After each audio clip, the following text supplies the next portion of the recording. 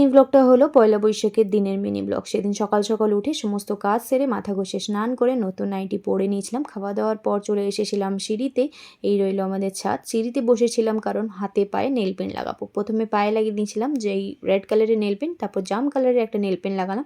বিকেলে রেডি হয়ে গেছিলাম, নতুন জামা কাপড় পরে রেডি। এই জামাটা তোমাদের আমি দেখিয়েছিলাম যে আমি কিনেছিলাম।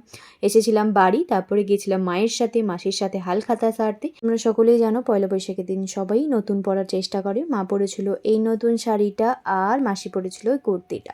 আমরা দুজন না তিনজন মিলে গেছিলাম হালখাতা করতে। এই রইল আমাদের এখানকার রাস্তা।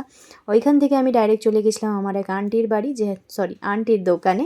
এই রকম পিছনে যে আন্টিটা আছে তার দোকানে। এখান থেকেই আমি সমস্ত রকম নাইটি কেনাকাটি করি। খুব সুন্দর সুন্দর কালেকশন রাখে আন্টি। এখান থেকে মিষ্টির প্যাকেট নিয়ে আমি চলে গেছিলাম সোনার দোকানে। সেখানে হালখাতা সেরে মিষ্টির প্যাকেট নিয়ে কোল্ড ড্রিঙ্কস খেয়ে চলে গেছিলাম বাড়ি। আজকের জন্য এতটাই, দেখা হচ্ছে।